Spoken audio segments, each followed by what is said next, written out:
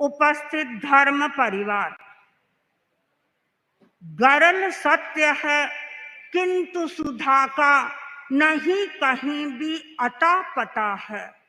गरल सत्य है किंतु सुधा का नहीं कहीं भी अता पता है। विटप बहुत है, विटप बहुत है किंतु कल्पतरु नहीं कहीं खोजे मिलता है। इस दुनिया का सत्य है, इसमें चारों ओर विष व्याप्त हो रहा है। कषाय का विष फैल रहा है और इस कषाय के विष के कारण मानव मन असंतुलित हो रहा है, तनावग्रस्त हो रहा है और दुखी हो रहा है। अशांत मानव को शांत करने के लिए, तनावग्रस्त मनुष्य को तनाव से मुक्त करने के लिए, दुखों से मुक्त करने के लिए आज वाशी, जिसे लोग ये कह रहे हैं कि आज हमारा वासी काशी बन रहा है, इस काशी में अमृत पुरुष का शुभागमन हुआ है। इस दुनिया में अनेक वृक्ष हमें दिखाई देते हैं, किंतु कल्प वृक्ष कहीं पर भी दिखाई नहीं देता।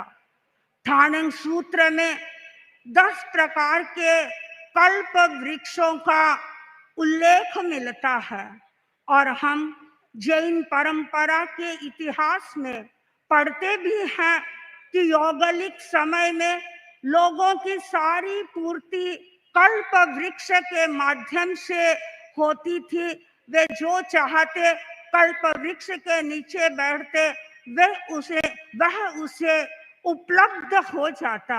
आज एक ऐसा ही कल्प वृक्ष वाशी में आया है और जिसके नीचे बैठ करके नहीं, जिसके सामने बैठ करके आप भी हम भी अपनी इच्छाओं की पूर्ति कर सकते हैं।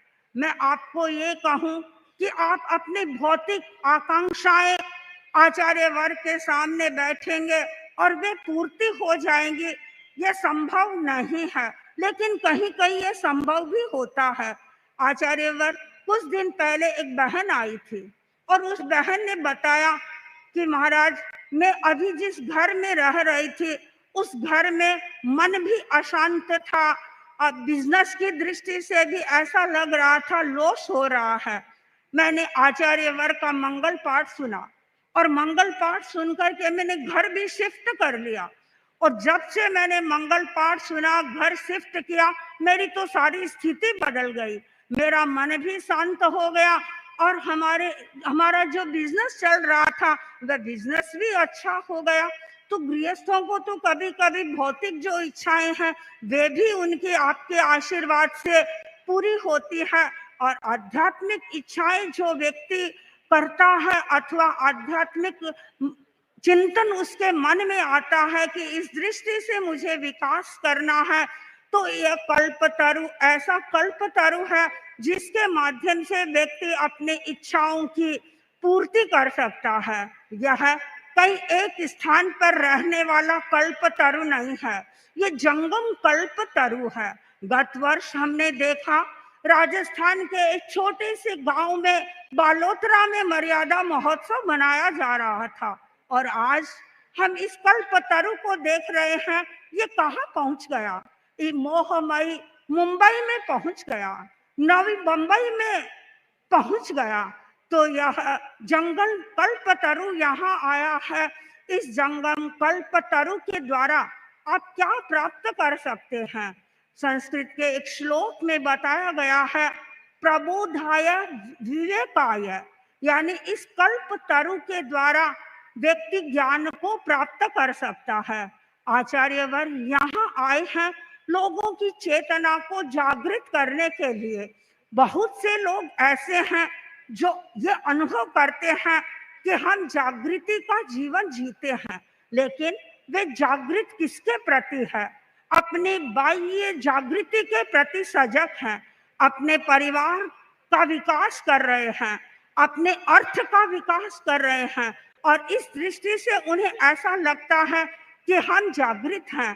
किंतु आचार्यवर केवल इस लोक में जागृति की बात नहीं कह रहे हैं। आचार्यवर ये फरमाते हैं कि तुम्हें अग्रिम अगले जन्म में भी जाना है, अग्रिम स्थान पर जन्म लेना है, तो वहां के लिए भी तुम अभी से सजग बन जाओ। यानी तुम अपनी आंतरिक दृष्टि से जागृत बनो। और उसके लिए समय समय पर आचार्यवर सूत्र भी देते हैं। अभी कुछ दिनों पहले ही आचार्यवर ने अपनी यात्रा में एक दिन प्रवचन में फरमाया था कि अग्रिम गति को तुम्हें अच्छा बनाना है तो ईमानदार बनना होगा। अग्रिम गति को यदि अच्छा बनाना है तो अहिंसा का जीवन में पालन करना होगा। अग्रिम गति को अच्छा बनाना है तो संयम को अपने जीवन में स्थान देना होगा। और अग्रिम गति अच्छी बनाने के लिए डे टू डे लाइफ में 15-20 मिनट अथवा 48 मिनट्स तुम्हें अपने लिए लगाना होगा। तो आचार्यवर जहाँ कहीं पर भी पधारते हैं, लोगों की आंतरिक चेतना को जागृत करने के लिए प्रयत्न करते हैं। दूसरी बात है विवेकाय।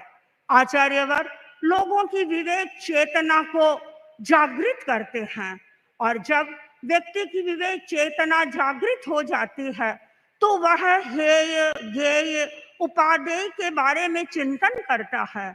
वह ये सोचता है कि कौन सा कार्य मेरे लिए करणीय है और कौन सा मेरे लिए अकरणीय है। वह सही निर्णय भी ले सकता है, लेकिन विवेक चेतना नहीं होती है तो व्यक्ति सही निर्णय भी नहीं ले सकता।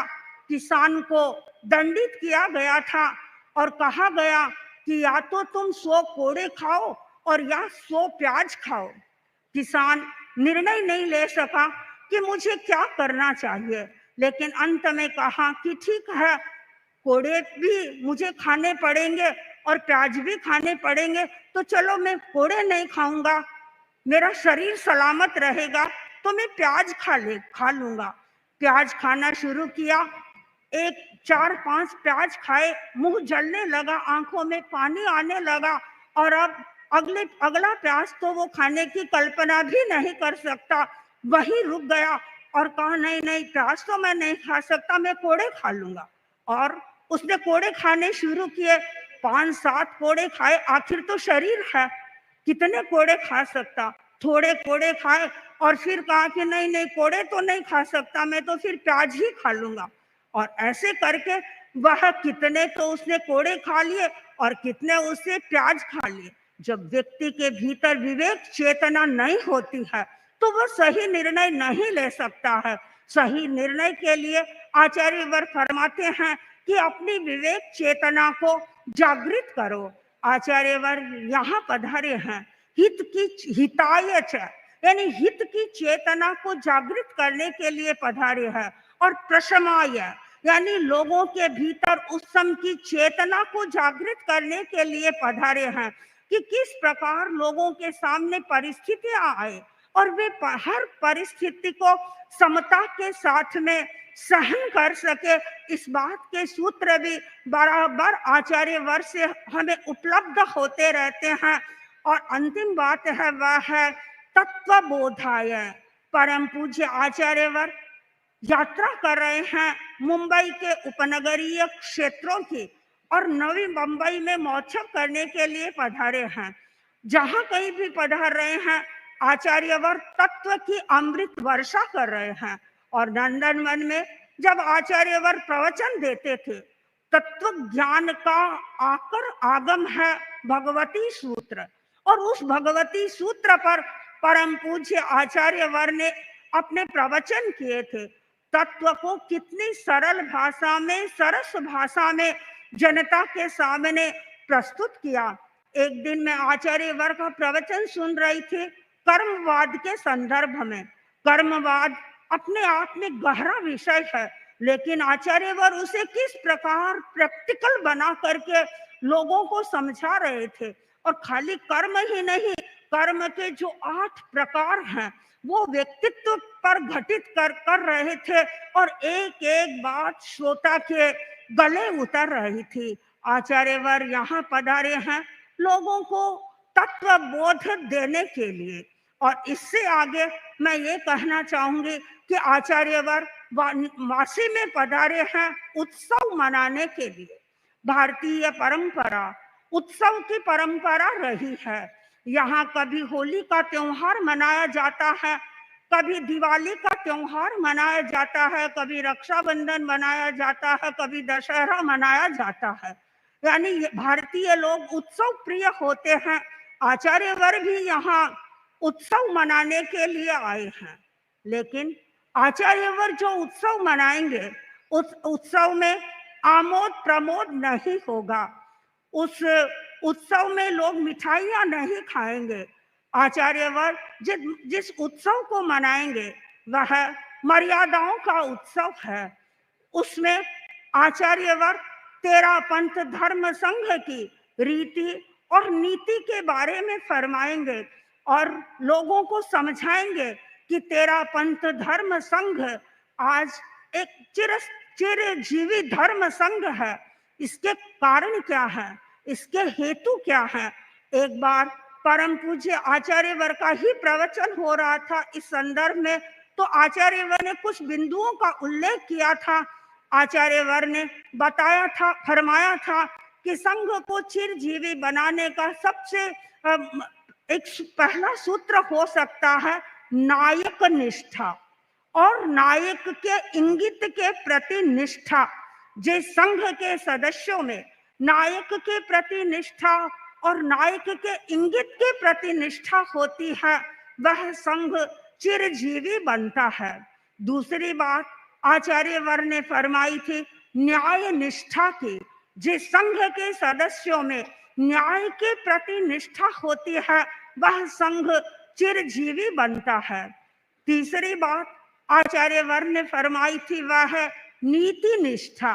जिस संघ के सदस्यों में नीति के प्रति निष्ठा होती है वह संघ चिरजीवी बनता है। और चौथी बात आचार्यवर के द्वारा फरमाई गई थी वह है नियम निष्ठा।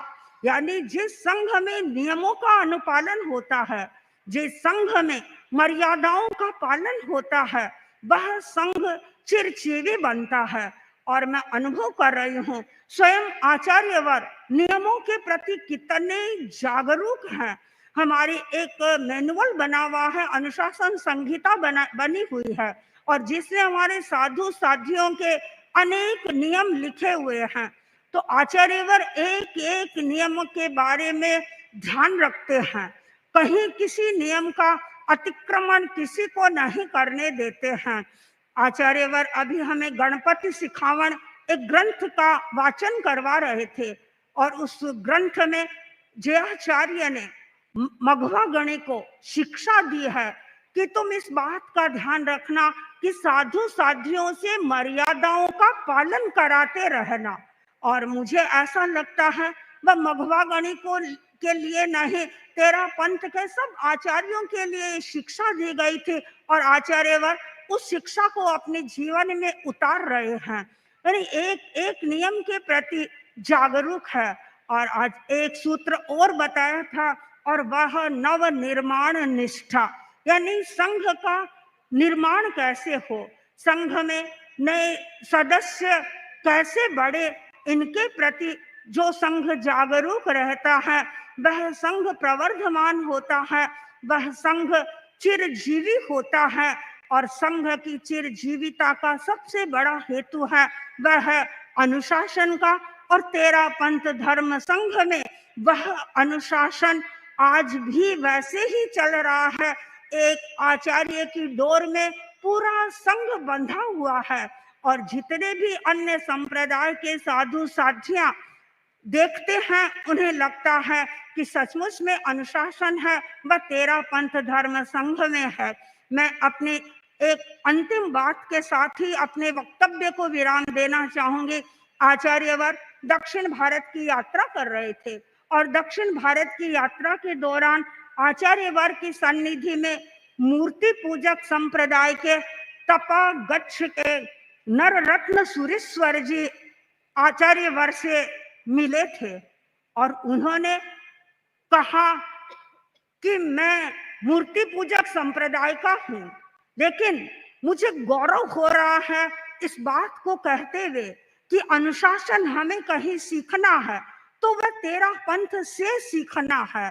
और इसके साथ साथ उन्होंने एक और महत्वपूर्ण बात कही और उन्होंने कहा कि आचार्य महाश्रवण जी के पुण्य हैं वो बड़े प्रबल हैं, प्रकृष्ट पुण्य हैं और प्रकृष्ट पुण्यों के कारण ही वे अपने इस पूरे धर्म संघ को इस अनुशासन की डोर में बांधे हुए हैं। हम सचमुच में सौभाग्यशाली हैं कि आज के इस स्वतंत्रतावादी युग में हमें एक नेतृत्व ऐसा प्राप्त हो रहा है जो हमारे पर अनुशासन कर रहा है और उस अनुशासन के तले हम आगे बढ़ रहे हैं, हम अपना विकास कर रहे हैं। मैं यही मंगल कामना करती हूँ तेरा पंथ धर्म संघ के प्रति कि इसका प्रत्येक सदस्य अनुशासन की महत्ता को समझे और अनुशासन को अपने जीवन में उतारने का प्रयत्न करे। ओम अर्थ।